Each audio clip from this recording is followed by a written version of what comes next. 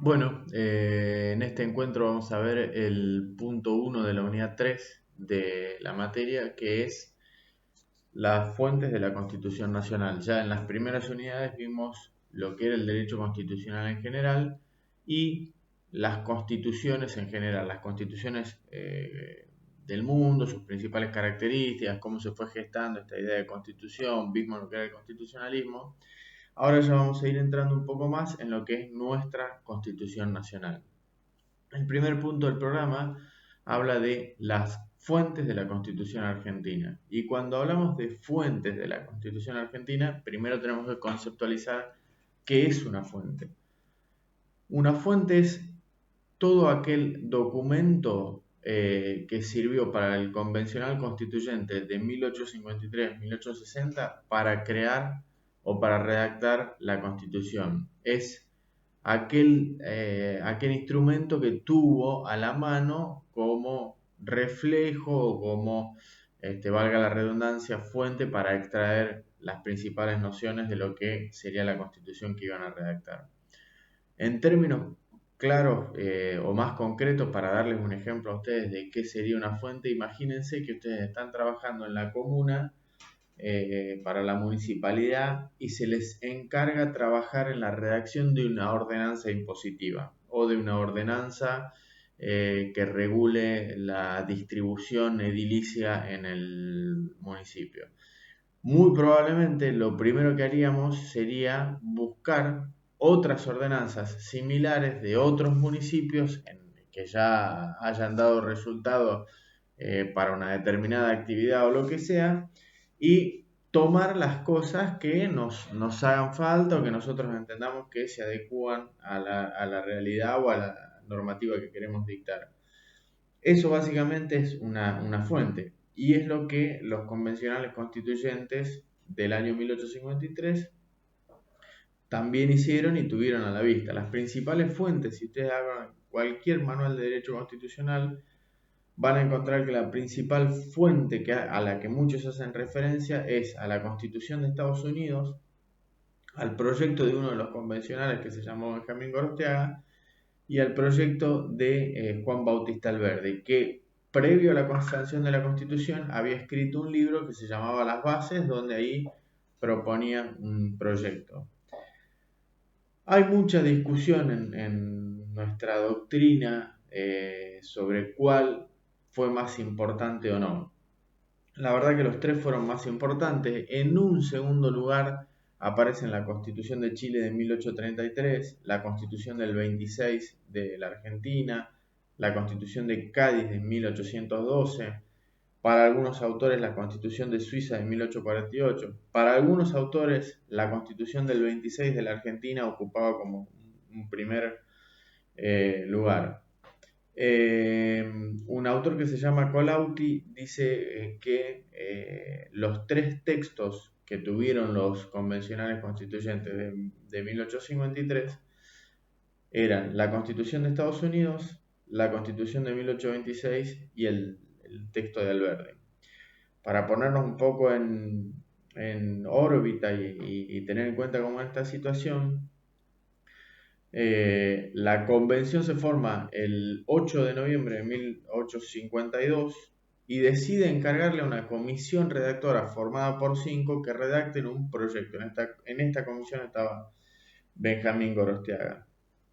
Ese proyecto tiene 60 artículos de la Constitución norteamericana, pero a su vez de esos 60 artículos hay 22 que ya estaban en la Constitución de 1826, con lo cual uno podría decir no sabemos cuál es la verdadera fuente, si es la Constitución americana o es la Constitución de 1826 respecto de esos artículos que coinciden.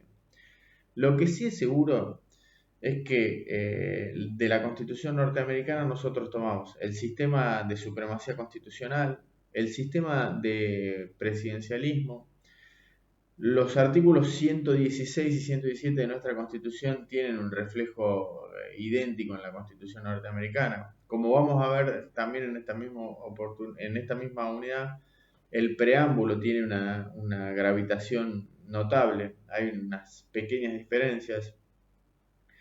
Y otra cosa también que se toma de la Constitución norteamericana es el sistema federal, digamos. Nosotros copiamos, o el constituyente del 53 copió un poco el sistema federal norteamericano. Si ustedes leen un poco de historia, esto no es para saber para la materia, pero si leen un poco de historia se van a dar cuenta que respecto de las fuentes de la Constitución hay una fuerte discusión que tiene que ver quizás con un apasionamiento más político que otra cosa. Ahí hay como dos corrientes o si se quiere dos puntos de vista casi antagónicos, uno encabezado por Juan Bautista Alberdi y otro por Domingo Faustino Sarmiento. Alberdi había formado un club en Valparaíso, donde él estaba, se llamaba el Club Constitucional. Sarmiento hizo lo propio en Santiago de Chile y ellos epistolarmente y a través de artículos y libros disputaban mucho las verdaderas fuentes de la Constitución. Sarmiento y Mitre, que eran enemigos políticos, llegan a decir que la Constitución de Alberdi no había tenido ningún tipo de relevancia en la Convención Constituyente del 53, pero la realidad después con estudios posteriores se da cuenta de la notable influencia de Juan Bautista Alberdi en la Constitución. No quizás tanto en la letra de la redacción, que eso sí tenía mucho de Benjamín Gorostiaga y mucho de la Constitución norteamericana, sino en la ideología y la impronta. Alberdi era muy amigo de algunos de los miembros de esta comisión encargada de redactar la Constitución o el proyecto de Constitución, con lo cual influía mucho ideológicamente. Y además, en ese momento, digamos, el líder político, si se quiere, más trascendente de la Confederación Argentina sin Buenos Aires, que se separa hasta 1860, era Urquiza, y Urquiza había halagado muy fuertemente las bases de Sarmiento. Las bases de Alberdi, perdón. Como anécdota, para que se den cuenta, digamos, de esta tensión que siempre existió, que existe hoy en día, quizás en la historia argentina, pero desde este punto de vista de las discusiones acerca de cuál fue el instrumento que más influyó en nuestra constitución o en la redacción de nuestra constitución, eh, les voy a citar dos frases que me parecen bastante ilustrativas del tema. La primera de Alberdi, que en las bases decía: si uno quiere vilipendiar o hacer un juicio falso sobre la Constitución argentina, solo tiene que decir que es una copia de la Constitución norteamericana, como, digamos, desdeñando la Constitución norteamericana, o por lo menos aclarando que el constituyente argentino no siguió a la Constitución norteamericana. Del otro lado, una frase de Gorostiaga que decía que el proyecto que él había hecho se vaciaba en el molde de la Constitución norteamericana, con lo cual ahí hay si se quiere, una disputa o un antagonismo ideológico. Es obvio que la Constitución norteamericana influyó notoriamente sobre la nuestra. No obstante, hay un pasaje de las bases que me gustaría destacar para que tengamos en cuenta, sobre todo para las futuras unidades, cada vez que estudiemos algún derecho de los contenidos en la parte dogmática. Alberti decía que la Constitución es un reflejo de algún modo del ser social de cada pueblo y cada comunidad. Y él explicaba que la Constitución del 26, imagínense, 1826, reflejaba en varios artículos el tema de la independencia y de la soberanía nacional y de que la Argentina ya era un pueblo consolidado, una nación consolidada. Y la verdad que el constituyente del 53 no tiene demasiado de eso, y en realidad es porque en la Constitución del 53 el tema de la independencia ya no era un tema por el cual hubiese tanta preocupación, porque en el 53 efectivamente ya éramos una nación consolidada e independiente del mundo. No obstante, fíjense que en la Constitución del 53 hay muchas referencias en el artículo 25 a la inmigración europea, y en el preámbulo de la parte final a invitar a la inmigración de los otros pueblos, porque en ese momento la principal o una de las principales preocupaciones era el desarrollo del país. Para eso se necesitaba inmigración y, digamos, se necesitaba población y según Alberdi, población europea. Bien, hasta acá estamos. Una pequeña aclaración para hacerles, yo les digo a ustedes que esos tres textos, el de la Constitución del 26, el de la Constitución norteamericana y las bases de Alberdi, eran los textos con los que contaban los constituyentes. Eso lo destaca un autor actual que se llama Colautti. Y ustedes se preguntarán, pero ¿por qué esos tres nada más y no todos los demás? Porque uno, claro, piensa quizás automáticamente, si ustedes son asesores de la municipalidad de Bransen, de Bolívar o de Tres Arroyos y necesitan hacer una ley que regule la si el sistema tributario, vamos a suponer, de la industria agrícola o de alguna industria en particular, ustedes se meten en internet, buscan y quizás les aparezcan 50 textos legales similares a lo que necesitan, entonces van a ir tomando eso. Bueno, en aquel momento muñirse de los textos no era una cuestión tan sencilla. Así que es por eso que contaban ahí con tan pocas cosas. En algún pasaje de las actas de la Convención Constituyente se menciona la Constitución norteamericana en varios pasajes. Paradójicamente Alberdi no se lo cita nunca. En la sesión del 20 de noviembre del 20 de abril de 1853 se hace referencia a un gran publicista argentino. Publicista es alguien dedicado al derecho público, no publicista como lo entendemos hoy a la publicidad, haciendo alusión a Alberdi, pero no se menciona ni él ni su proyecto tan contundentemente. Bueno, siguiendo con las fuentes, como les decía, de lo que es la Constitución norteamericana, tomamos el principio de supremacía, el control de constitucionalidad, la organización del Poder Judicial, el sistema presidencialista, el federalismo, que después lo vamos a estudiar más en las unidades 6, 7 y 8. De la parte dogmática de la Constitución, o sea, la primera parte que fueron, digamos, hasta la reforma del 94, los primeros 35 artículos,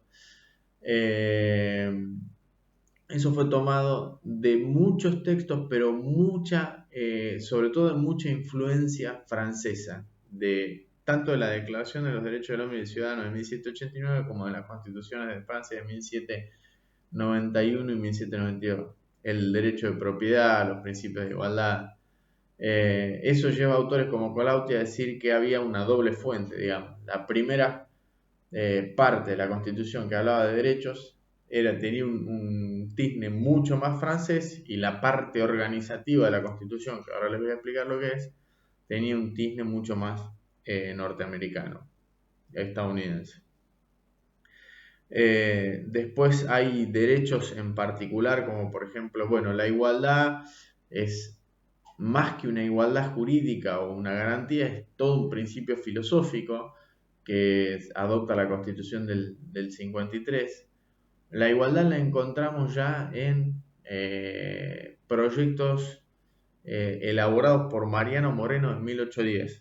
Así que imagínense que eso tiene su ascendencia bastante remota. La Declaración de Independencia de Estados Unidos, que influyó mucho en Francia, como lo vimos al ver constitucionalismo, también hablaba de la igualdad, todos los hombres son iguales, y todo lo que es la Revolución Francesa, la igualdad fue quizás una de las banderas, quizás la más saliente. Lo que es propiedad también es bastante tomado del sistema francés.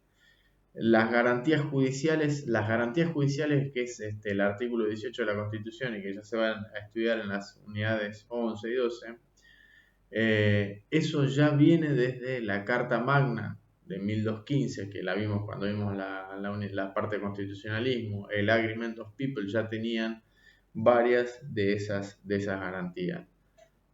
A mí me gusta mucho una frase de un autor que se llama Alberto Bianchi, una reflexión que hace Alberto Bianchi, que dice que estudiar la Constitución, las fuentes de la Constitución argentina, o sea, ver en qué estuvo inspirado el constituyente argentino para redactar la Constitución, Es una tarea muy difícil, dice. Y es como le pasó a un arqueólogo que se llamó Heinrich Schliemann. Disculpen mi falta de pronunciación. Heinrich Schliemann era un arqueólogo que fue a Grecia en el año 1870 a buscar la ciudad de Troya.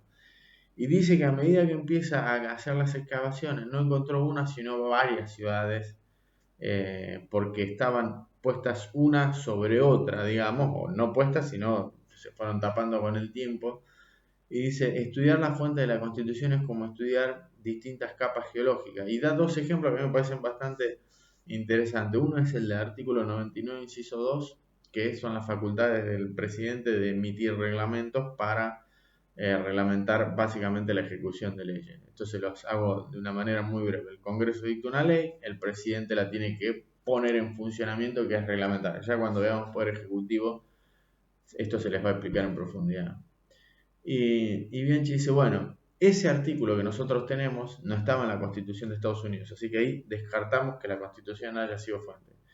Pero ese artículo estaba en la Constitución de Cádiz de 1812, en la Constitución de Chile de 1833 y en el proyecto de la Sociedad Patriótica, un proyecto elaborado en la Sociedad Patriótica luego de la Revolución de Mayo de 1813. Entonces, la pregunta sería, ¿cuál es la fuente de ese artículo? ¿De dónde lo tomó el constituyente? Si el constituyente lo tomó de las bases de Alberdi, podríamos decir, bueno, la fuente es las bases de Alberdi, pero en realidad estaba en otros tres textos constitucionales. Y si Alberdi, para ponerlo en las bases, lo tomó de alguna de esas fuentes, ¿cuál sería la fuente verdadera en realidad? Otro ejemplo que marca es con el sistema bicameral. Nosotros tenemos el actual artículo 44, es muy parecido al que tenía Alberdi en las bases, obviamente con otra numeración, pero era un sistema bicameral donde se establecía un Senado en representación de las provincias y una Cámara de Diputados en representación del pueblo de la nación. Eh, por la redacción pareciera ser que se tomó de las bases de Alberdi, pero en realidad la Constitución de Estados Unidos y la Constitución de Chile de 1833 tenían disposiciones singulares. Entonces ahí vuelve a ser la pregunta, ¿cuál es la fuente del artículo 44? Bueno, quizás la fuente inmediata, la que tuvieron a la mano, fue el proyecto de Constitución de Alberdi, pero Alberdi muy probablemente se inspiró en la Constitución de Chile. Y a su vez la Constitución de Chile muy probablemente se inspiró en la Constitución de Estados Unidos. Ahí está entonces planteado el debate respecto a la fuente. Bianchi también hace una reflexión que se las voy a compartir con ustedes, y es que Sarmiento y Mitre, que fueron, digamos, los ganadores políticos de toda la situación que se da desde la batalla de Caseros en adelante, se encargaron de hacer parecer como que Alberdi no había tenido una influencia tan fuerte en la Constitución, pero los estudios posteriores nos llevan a la conclusión de que sí tuvo. Entonces yo les diría, digamos, más allá de la opinión que tenga cada uno, que siempre va a ser respetada y por supuesto que en la medida en que sea fundamentado va a ser lo correcto. Yo creo que las fuentes más importantes fueron la Constitución de Estados Unidos, el proyecto de 1826, el proyecto de Gorostiaga y las bases de Alberdi y sobre todo la ideología alberdiana. Obviamente que estos cuatro elementos, en muchos casos, como es el sistema bicameral, por ejemplo, o el tema de los reglamentos del presidente, se confunden en una situación muy difícil de deslindar a cada cual pertenece. Y después tenemos otras fuentes u otros instrumentos que operaron quizás con no tanta importancia o que por lo menos cuantitativamente no agregaron tanto más. Sobre todo lo que vino de Europa, principalmente de Francia en materia de derechos. Después ahí tenemos los principios fundamentales y la ideología de nuestra Constitución. Bueno, los principios fundamentales de nuestra Constitución, primero, vamos al punto cero de lo que es derecho constitucional.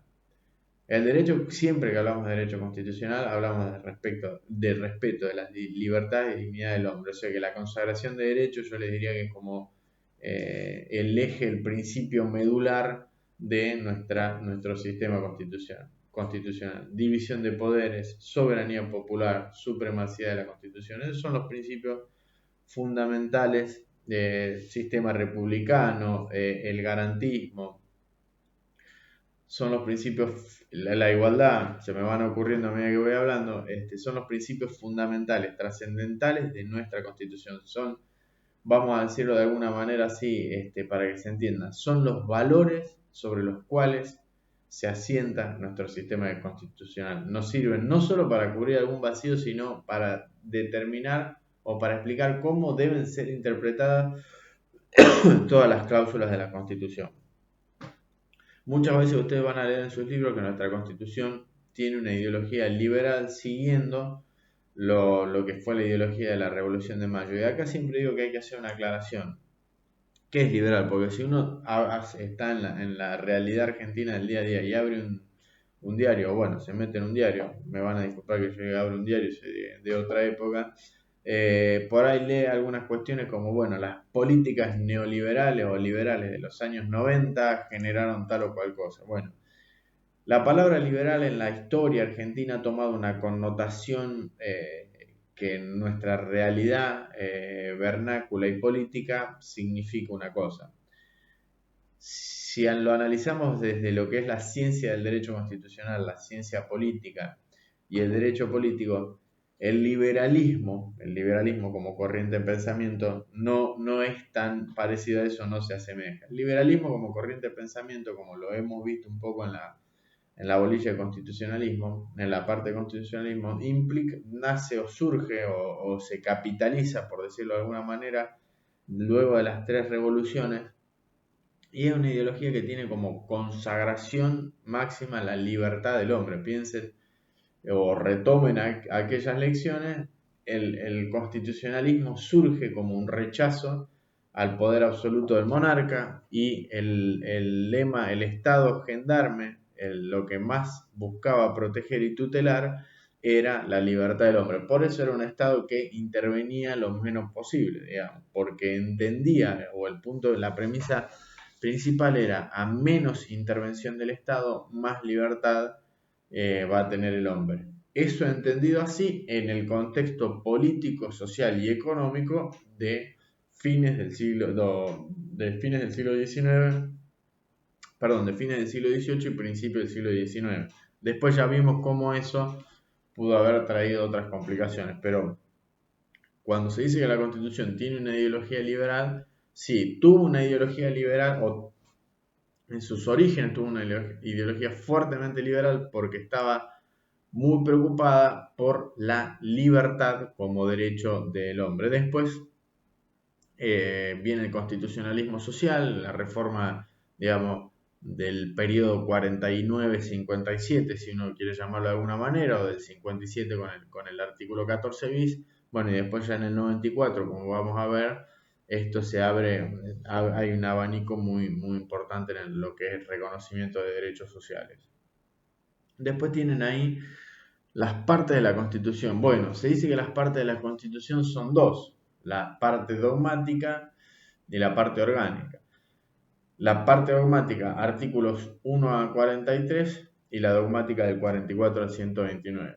Esto hay que hacer una aclaración. En la reforma constitucional de 1994 se estableció en el Pacto de Olivos, cuestión que van a ver en la unidad siguiente, que los primeros 35 artículos de la Constitución no podían ser reformados. La Constitución antes tenía del artículo 1 al 35 todos los derechos tal cual los tienen ahora, o sea, esa parte ha quedado intacta. Lo que pasa es que se incorporaron nuevos derechos. Entonces, como no se podía tocar esta primera parte, estos nuevos derechos se incorporaron en un segundo capítulo. Fíjense que quizás hay una discordancia en las denominaciones. El primer capítulo se llama Declaraciones, Derechos y Garantías y va del artículo 1 al 35. Y la segunda parte, que va del artículo 36 al 46, habla de los nuevos derechos. Con lo cual pareciera ser que estos no forman parte de la primera, no, en realidad son complementarios, así que ahí era por esta cuestión de que no se podía reformar. Toda esta es la parte dogmática.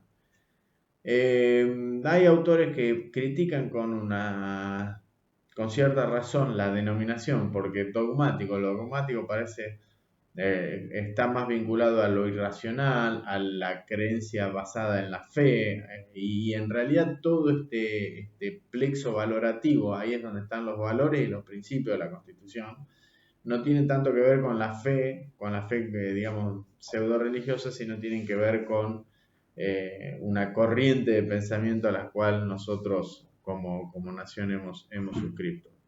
La segunda parte, la parte de las autoridades de la nación, es la parte de la Constitución que regula valga la redundancia, las autoridades y la forma de gobierno. O sea, en un primer momento tenemos los derechos de las personas y en un segundo momento o en una segunda parte el gobierno de la nación. Esto está dividido entre nación y provincia y después lo de nación a su vez está dividido en los poderes que forman la nación, que son los tres poderes, y hay un capítulo destinado especialmente al Ministerio Público. Toda esta segunda parte ya la vamos a ver. Pero ahora, vamos a pensar esto, cómo refleja estas dos partes de la Constitución en lo que ya vimos las unidades anteriores respecto del constitucionalismo como movimiento de institucionalización de los países a través de las constituciones. Nosotros ahí dijimos que hay como dos líneas o dos objetivos fundamentales del Estado de Derecho surgido en las tres revoluciones o entre la revolución americana y la francesa, pero que termina de culminar más en la francesa.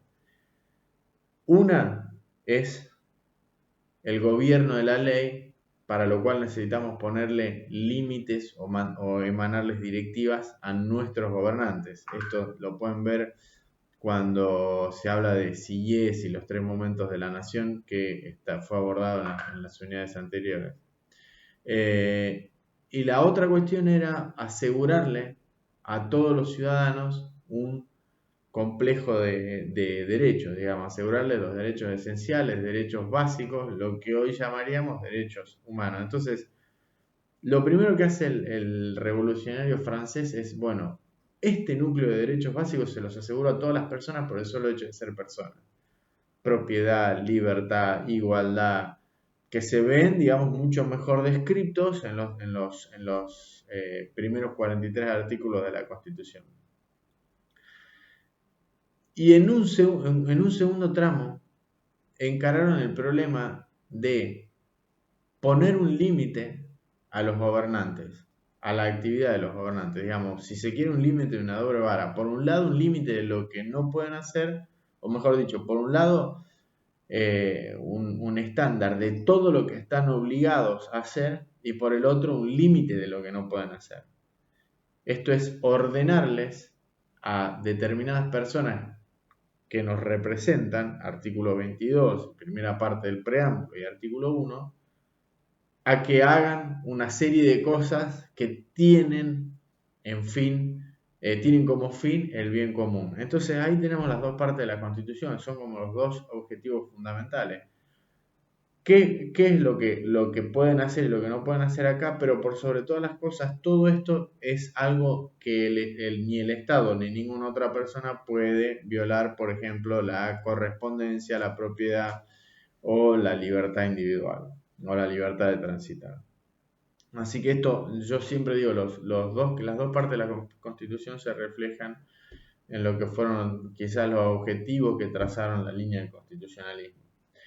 Y finalmente tenemos las normas programáticas y operativas. Bueno, hay muchas clasificaciones de cómo pueden ser las normas de la Constitución. Las normas de la Constitución, como vamos a ver en la parte de interpretación, tienen de una enorme generalidad porque tienen disposiciones muy abarcativas de muchas situaciones posibles y requieren después que haya o jurisprudencia o leyes reglamentarias.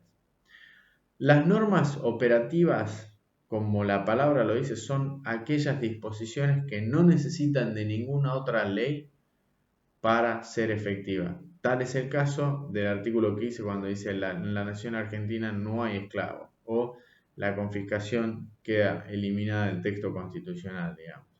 Esas normas no requieren de una ley que dicte el Congreso para que su contenido sea operativo, por eso se llaman normas operativas. En la nación argentina no hay esclavos, no hay manera de que eso sea de otra forma.